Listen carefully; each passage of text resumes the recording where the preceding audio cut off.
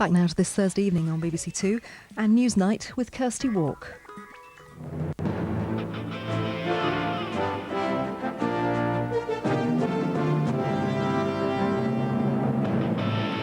Tonight, renewed concerns about the Prime Minister's health. Tony Blair receives hospital treatment for a slipped disc. Also tonight, 1,000 dead, 2,000 wounded. The latest estimate of the victims in Uzbekistan's uprising. And in just 24 hours, government troops regained control of an Uzbek border town.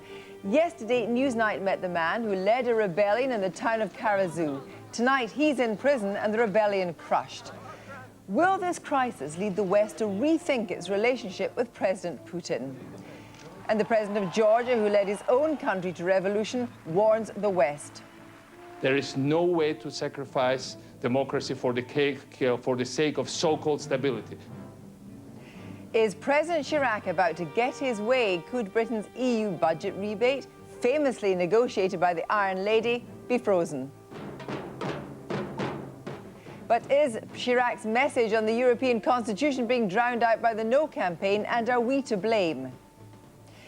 And the case of the disappearing football star caught in the crossfire between Chelsea and Man U, we track him down.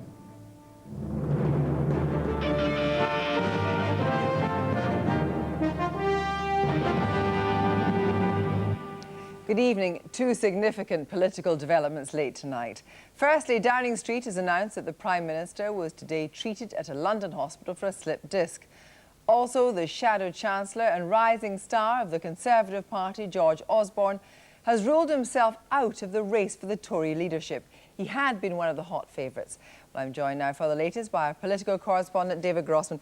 What more on Tony Blair? We know he went to the Royal Free Hospital in London at about 7 o'clock this evening, where he received treatment for back pain. Downing Street said tonight that he'd been having some discomfort over the last few months. It hadn't affected his ability to do the job, but it had been causing him some discomfort. He was referred by his GP to a consultant who then saw him at the Royal Free Hospital tonight.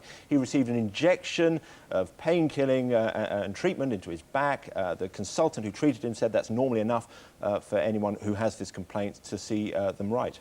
Serves him right for giving that interview to The Sun about his nocturnal habits, then? Well, there is speculation, and we can expect it in the tabloid press, I think, as to how he got it. Downing Street say that he thinks he got it in the gym, and they say that it won't affect his ability to do his job. He's going to meet the President of the EU Commission tomorrow morning at Chequers, so he's still doing his job properly, they say. And an intriguing and entirely unexpected story from the Tory camp. Well, yes, in that other leadership contest in the Conservative Party, where there's a vacancy coming up for the leadership, George Osborne, the 33-year-old Shadow Chancellor, seen as the skipper generation candidate among the Conservative modernisers, has given an interview for tomorrow's Telegraph where he's ruled himself out of standing for the leadership. Speculation now as to where will he cast his approval? Who will he want to take on the job? Will it be David Cameron, his political ally and close friend in a kind of Blair-Brown pact? When do you think we'll hear about that?